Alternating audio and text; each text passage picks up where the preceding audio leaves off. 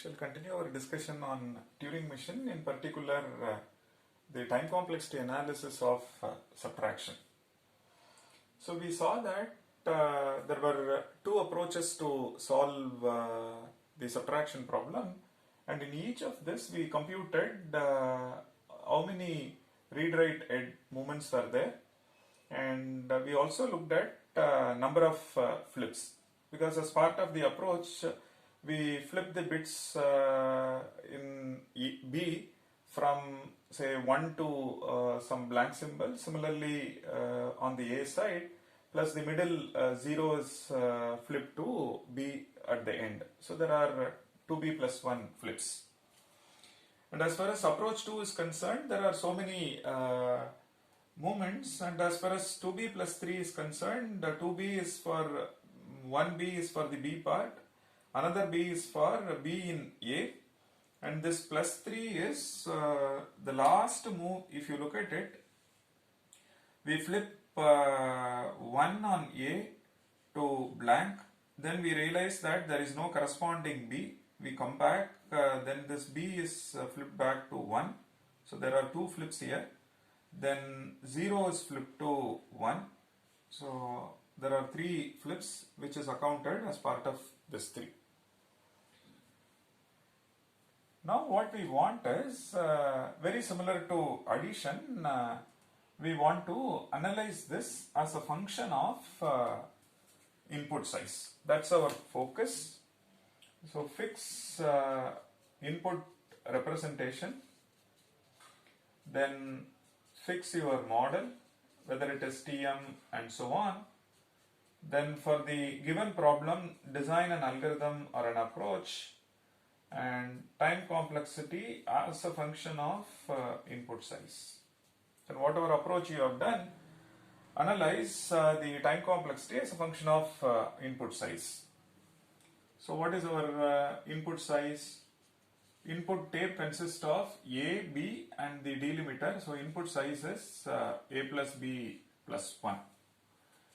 And let's assume out of these two, one is max. So let's assume A is max of A comma B, which means A plus B plus 1 is at most 3 times A, at least A.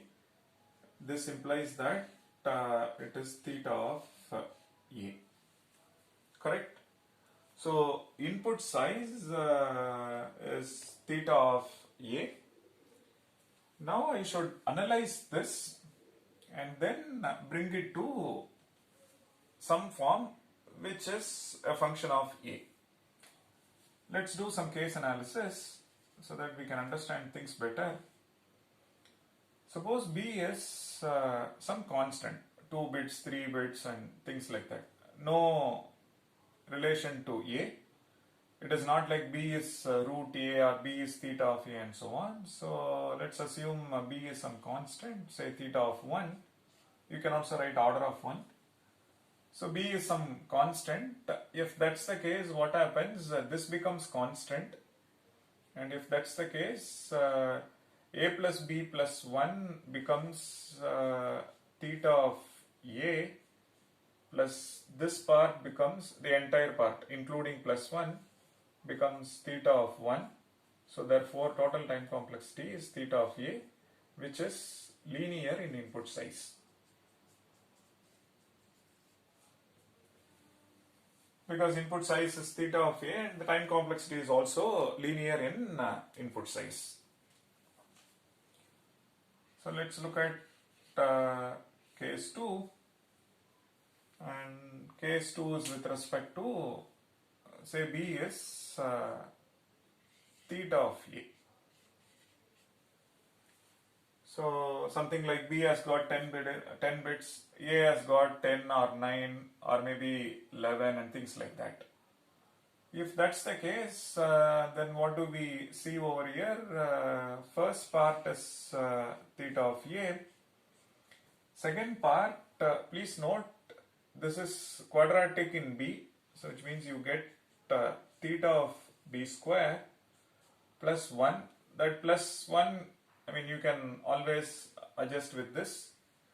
So I'll drop this. Along with this, I'm writing theta of b square. B is theta of a, so which means overall time complexity is theta of a square, which is quadratic in input size.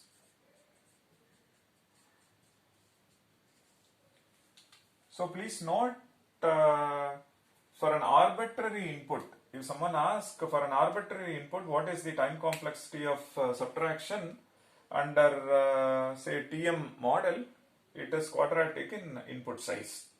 It's very important. One should not say it is a polynomial time algorithm or a linear time algorithm and so on. One should clearly say it is linear time algorithm, linear in input size, and quadratic time algorithm, quadratic in input size, and the input size being theta of a for this problem. And this is a specific input where b is constant, and this is the arbitrary input. For an arbitrary input, b is order of a. So how do we say for an arbitrary input,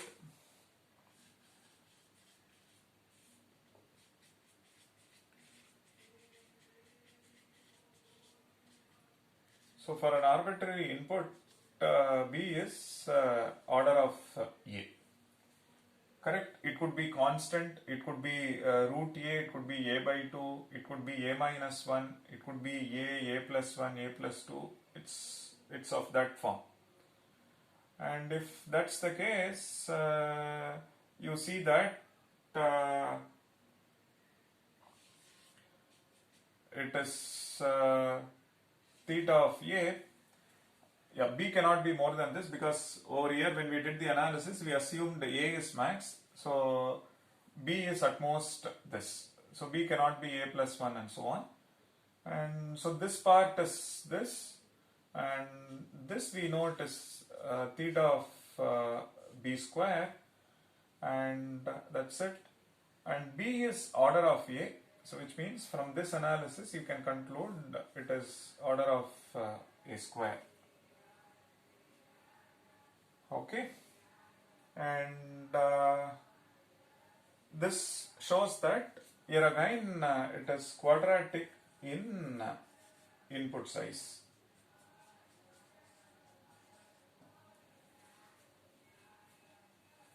So in case it's an arbitrary input, if this becomes constant, then it is actually theta of a, we say order of a square, it is still correct. And it is a function of a, then this becomes a square, this may become theta of a square, but we say order of a square, that is also correct. And b may be say root a, then both will only give you theta of a, we say order of a square, it is still correct. So which means for an arbitrary input, the time complexity of approach 1 is quadratic in input size.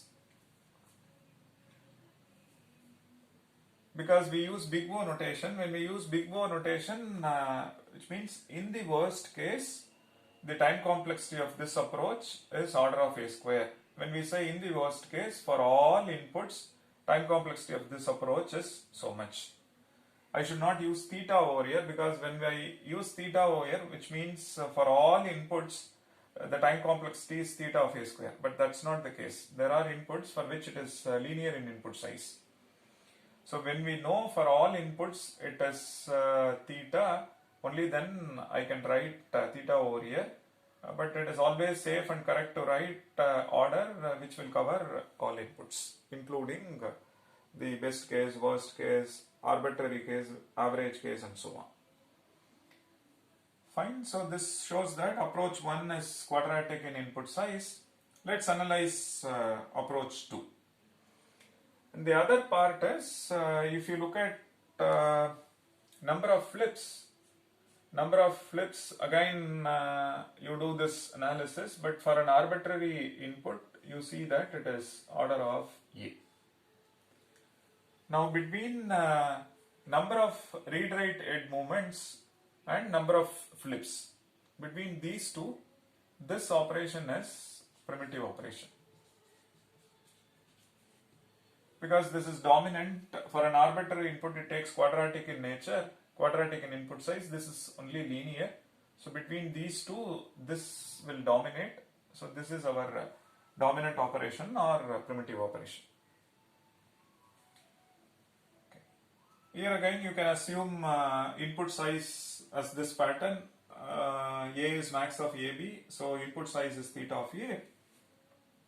So this one is the first part is theta of A, and second part is this is AP, right? So this will give you theta of B square, and this term will give you theta of B.